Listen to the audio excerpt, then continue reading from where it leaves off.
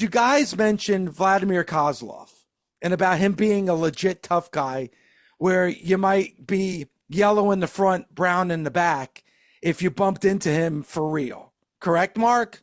100%, Dave. Okay. So I got to ask you guys this.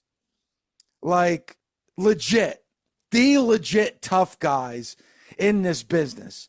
Because as a fan, I really don't know. I know what I see.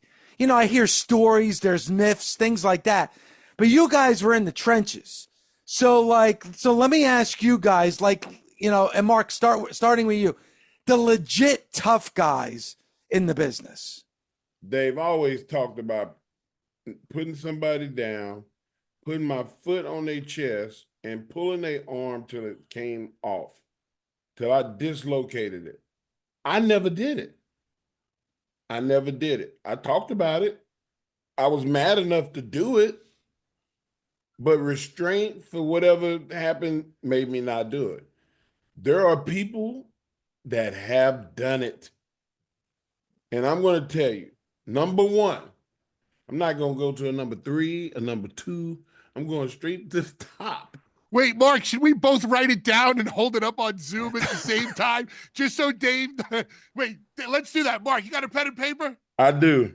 Because Dave, that'll be, let us both write down our number 1 to see if it, if it coincides. Okay. Because, you hear all these stories about the legit tough guys. And then you hear the stories about back in the day in the territory days, like, in Mid-South with Bill Watts, like, you had to take care of yourself physically outside of the ring. Like if you got into a bar fight, you better win that bar fight because the perception is pro wrestling is real. So if you lose that bar fight, you're fired from the company. So you needed to be a legit tough guy. So you hear those stories. So you wonder how much of those stories are true and not.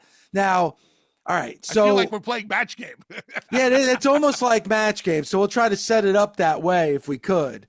But do both of you have a pen and paper? Yes, I'm prepared. I'm ready. Don't hold it up yet. So you're writing it down. Bull, you wrote it down? I'm ready to go. Mark's writing All a right. lot of letters. All right. So what I'll ask the question. All right. Legit tough guys in the pro wrestling business. All right, I'm ready. All right, on this next edition of Busted Open Match Game, we're going to find out if our contestants, Bully Ray and Mark Henry, have the same answer when I ask this question. Who is the most legit tough guy that you have run into in the professional wrestling business?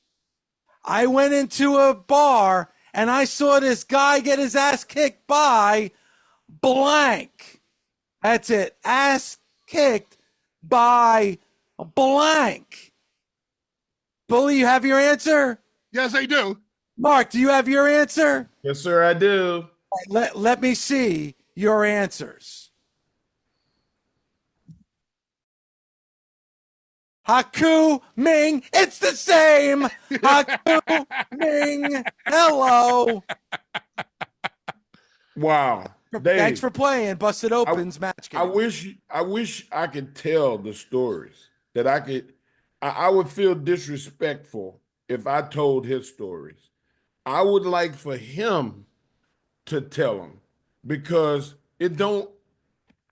I don't matter in the situation.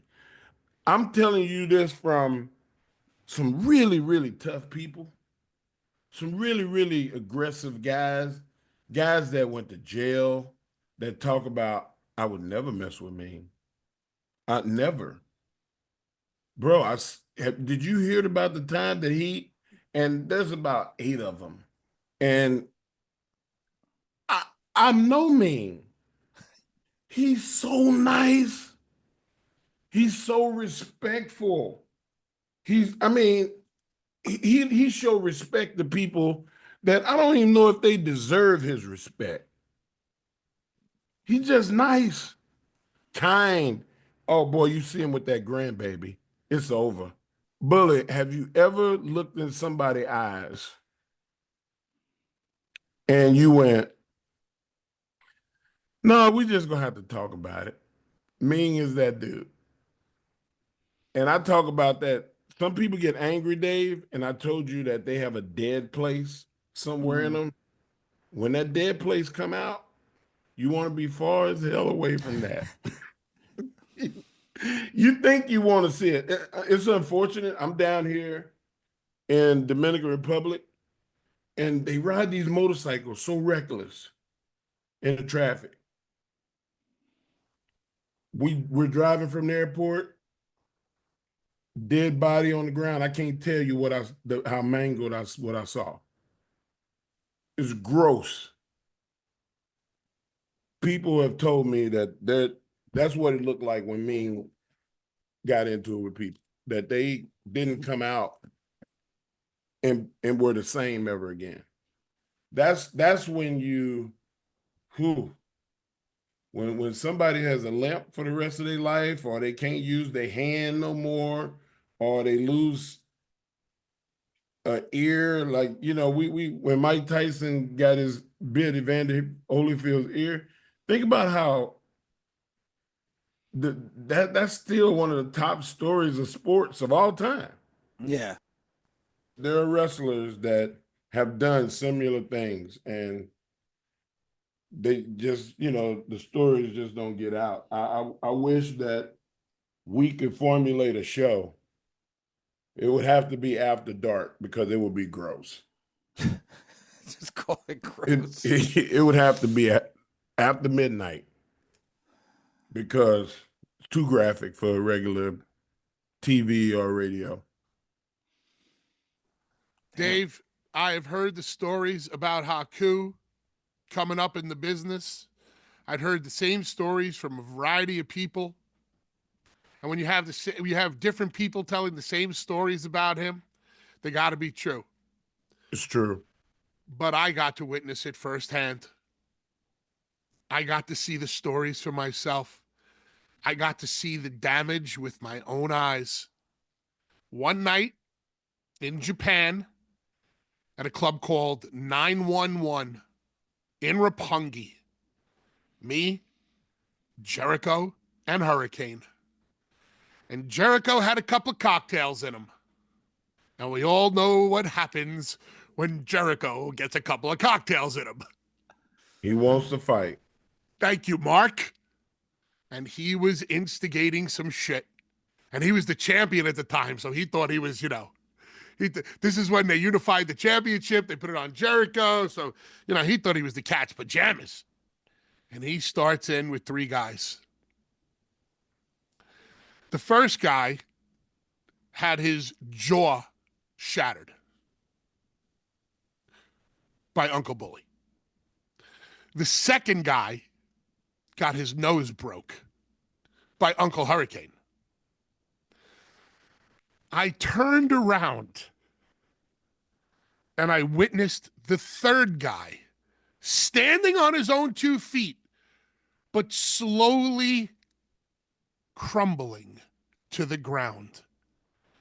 And when I realized why this man was crumbling to the ground, I then realized it's because Haku had the shoot throat grip on him and was choking him out slowly until he dropped to the floor. Remember the goozle when he used to grab you by the Adam's apple and just cut all the oxygen off? It's real.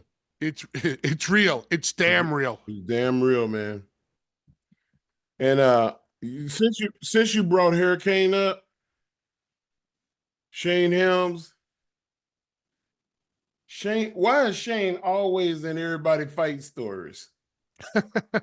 Shane is in like 10 fight stories. We were in Belgium, and this guy was trying to push through us because he was a brother of one of the Frankfurt Galaxy football players. Hey, the football team is coming over. Everybody move. And he's pushing, and he pushed Shane. Shane said, hey, man, don't put your hand on me again. You put your hand on me again, I'm going to knock all your teeth out, which I thought was a little bit of exaggeration.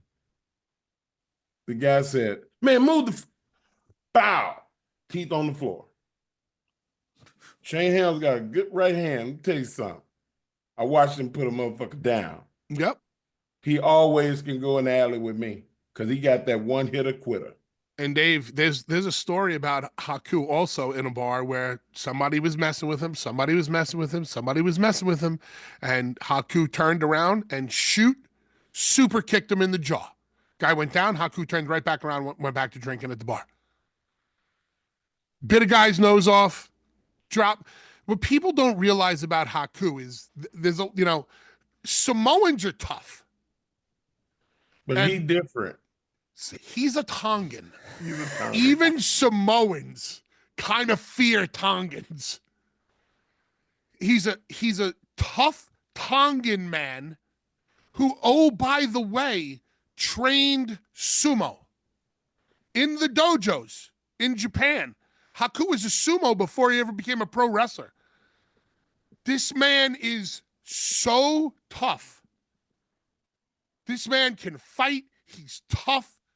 And 9 out of 10 wrestlers will tell you the same answer, Haku. And I bet you the one who doesn't say Haku might say Barbarian. And they hang out. They're like brothers. Dave, you know the story. You know some of the stories that have been told about the Tonga, the island of Tonga, and how the English tried to conquer these islands. The Tongans was not having none of that shit. They boiled these English soldiers in pots and ate them. And the people that they let live and get on the boat and go back to tell the story because they didn't want nobody else to come. When you come from a heritage of people that will eat your ass, like it's pretty easy to say, hey, they really tough. They not just double tough. They quadruple tough. Leave them alone. Mark, I got to say this because when you talk about like gentle giants, you just mentioned Haku, super nice guy. Never heard, I can't say never heard a fly, but he would never start nothing.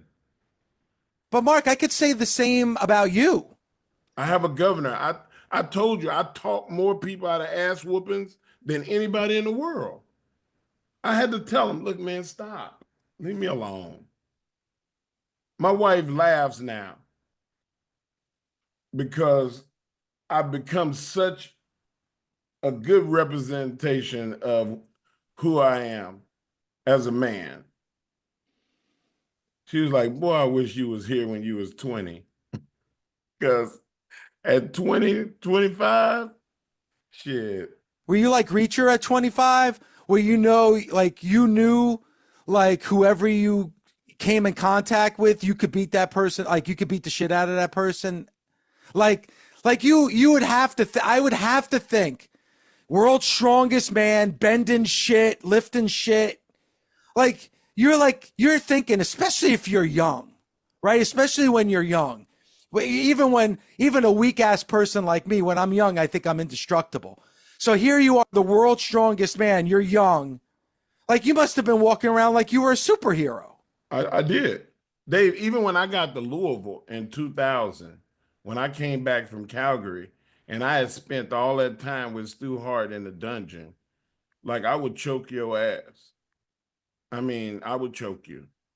And if you got close enough for me to grab you, I put my chin in your eye socket and I would just start pulling the back of your head till you cried or told me, please, please, Mr. Man, let me go. I never broke nothing. I had enough restraint. But I also, during that time, formulated this thing called final exam time. Because down in Louisville, all these MMA fighters and boxers and wrestlers started coming to train there. And I used to say, hey, let me see if that karate shit will work on me. And there's some super people that came through there that couldn't whoop Mark Henry. That everybody's famous. They know who. Brock kicked my ass. I'm gonna go on record right now. Brock and Shelton both. They were highly trained, and I wasn't privy to what they knew until they taught me, which it's like the old karate movies. Hey man, I'm gonna teach you this technique, but you can't use this on people. But I just wanted to know how to do it. But even with karate, right? And tell me if I'm wrong, Mark. Even with karate, all you have to do is be able to grab that leg or grab that arm, and game Ernest over. Miller. Ernest Miller is an elite, like high level karate black belt. I mean, as high as you can get now, he has climbed to the top. Man, I've thrown hands with Ernest. Every time he get close, I grab him and he'll go, "All right, man, stop, because this ain't what we doing. We boxing, we kickboxing." I said, "There's rules to the war of engagements in war, but it's if you choose to use them. Some people, I won't use them. I mean, I'm gonna use the rules. There are people, Dave, that don't give a shit. They just want to win at all costs. Yeah. And if it comes down to you or them, they're gonna hurt you.